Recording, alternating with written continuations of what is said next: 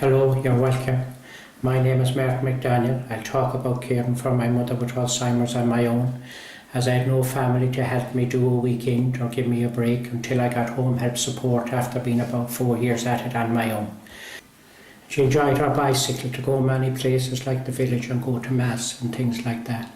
And it would be in late 99 when I first noticed my mother getting forgetful. As one evening she was to go to a funeral, and I told her I would be home early to let her go, and when I came home she was out in the field with the sheep and cattle, and I asked her was she going to the funeral, and she asked me what funeral, and I told her. "Oh God, I will," she said. "I'll go in now and I'll get ready." And she came in and got ready and went off with her 3 friends that she went to many places together. And when she came home she told me who she met and who she was talking to and things like that, and you'd never think there was anything coming over her. But then as the time went on, you'd see her put out a cup of tea for herself and not take it, or you'd see her go out for a bucket of turf and come in without it and be looking then where did she leave the bucket. You'd see the postman come with the post and she'd do everything perfect with it for weeks, and another time she might take it and push it back under books or papers that would be on the table, or go round the house outside and come in without it, and when you'd ask her was there any post, no, there was no post today, she'd tell you. She had forgot that she already got it.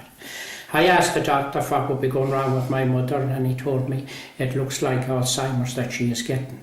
I didn't know what Alzheimer's was, and he told me that it was a very bad disease that affects the brain and the person loses their memory.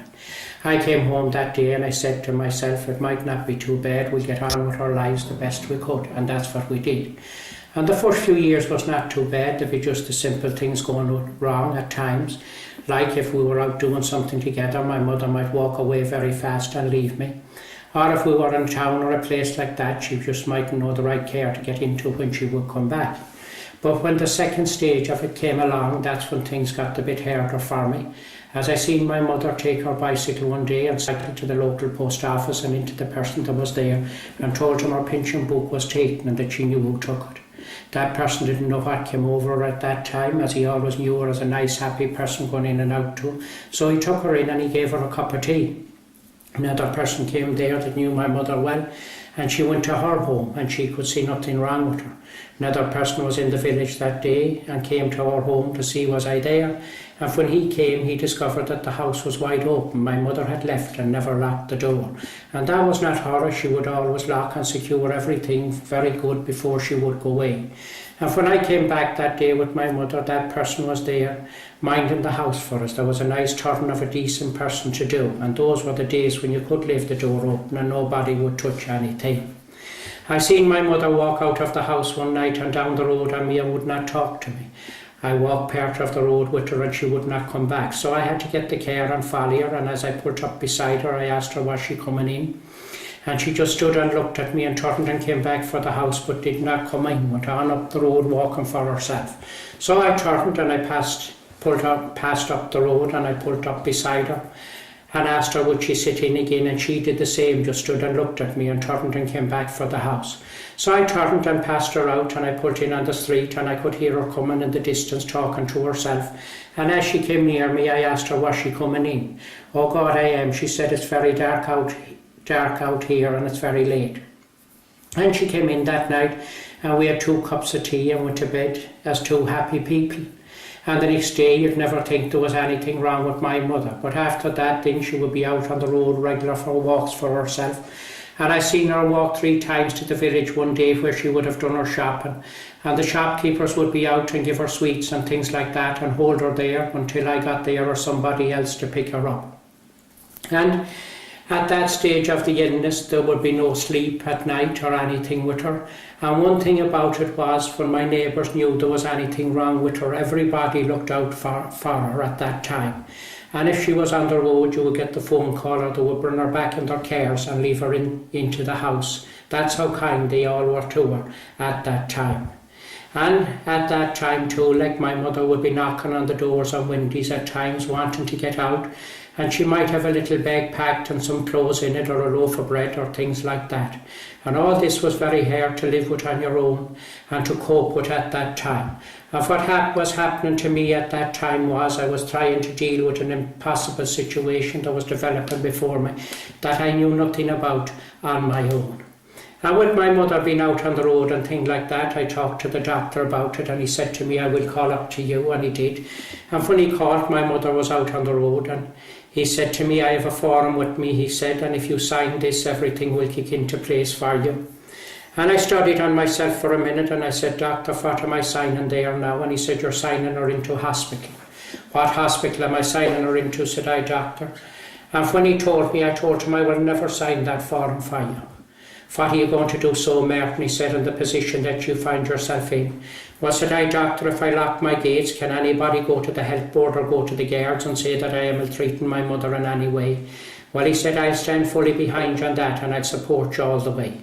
That's all right, so, said I, give me 1 hour and I will have it done. And I went away and I bought 2 locks and I locked my gates, and I had my mother in off the road for the first time in a while, round the house and round the garden, walking for herself. And she would go to the gates at times and pull at the locks and tip them with a stone to get them off. And she would talk to people that would stand with her at the gate and be happy in her ways. And she would ask me, why are the locks there? I would tell her they were for to keep people out.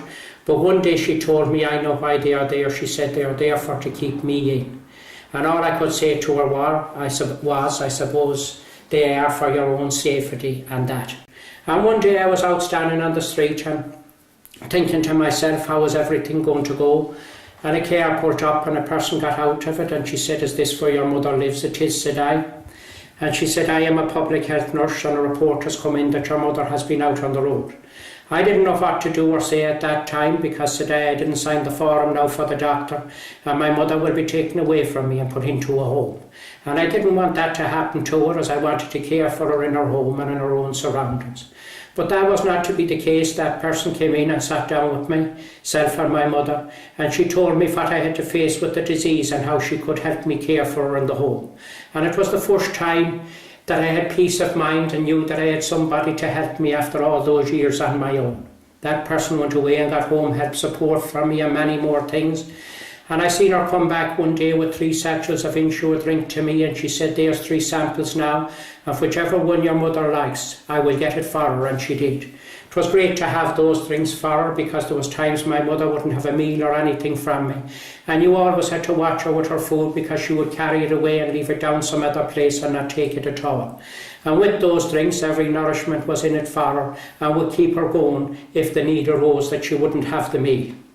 And at that stage of the illness, other doctors and nurses would come from Sligo and do memory tests for my mother at that time. And with a bit of home help in the house, I got a bit of help from the Alzheimer Society, and kind of got a system in place that I would be able maybe to have a sleep or go away and do a bit of farm work for myself that I enjoyed, because it would be the only break that I would have from it, and be back there every evening at 6 o'clock after some person might have done 3 hours to care for my mother, and take over and care for her every night of the years on my own. But it was a great life to have her with me and to be able to do everything for her at that stage of her illness. I also had to look at safety in the home for her, as well as I had to have a stove, and I had to make a guard for that could be locked, that she couldn't put in her hand or get burned. Also the electric cooker, a guard had been made for it that could be locked, that we could put on her dinner and everything like that, and no harm could come to her, or she couldn't pull anything down on herself. And it was great to have all this in place, because if I had to go out myself, or whoever was here to care for her had to leave, one could leave in the knowledge that no harm could come of her, and that she was quite safe in her own home and in her own surroundings. And I think when you live 24/7 with a person with Alzheimer's, you see 3 sides to that person. You see the quite happy, normal person that once was in their lives. You see the person that won't cooperate with you or do anything for you, like have a meal, a change of clothes or a wash. And you see the very upset and agitated person that is very hard to live with on your own, and see all this happen to them. And the best medication I seen for to give my mother a happy life was to play some nice Cayley music for her, and she would dance round the house and have a smile on her face and a cheer, and be that happy person she once was in her life, let it be 4 o'clock in the morning. That was the secret to a very happy life during her illness that I have the experience of. And I would always have the radio on playing with her many times, and keep her happy in her own ways and things like that. And one thing I learned was that you have to have great patience with Alzheimer's. There's no such thing you can walk up to the person and say, come on and have a meal, or come on and have a bath, or a change of clothes. It could take you hours to get something like that done, and you might start it in one part of the house and maybe finish it in another part of the house. You have to talk and explain to the person what you want them to do, and try and bring them with you and get them to cooperate with you. And if that doesn't happen, you're just as well off to leave it there for an hour or another while and come back again and try and get it done. It was very sad for me to see my mother in this state, and all this happened to a very active person that once was her life. And at that stage it was decided that my mother wouldn't walk anymore because she might fall and get hurt. And she wasn't able to walk with a frame because the brain wouldn't tell her how to operate it. And at that stage everything had to be done for her, like give her meals and things like that. And every person that came in to help me care for her at that time, they all had their little jobs to do for her at certain times of the day. And it was great to see a system work so well at that time of her illness and everything like that. And I think it was great to work with the support of the HSE, Home Help Support, Alzheimer's carers, public health nurses, doctors, OTs, parish priest, and all my neighbours and friends that helped me for all those years. And without their help and support at that time, I would not have been able to do what I did for my mother.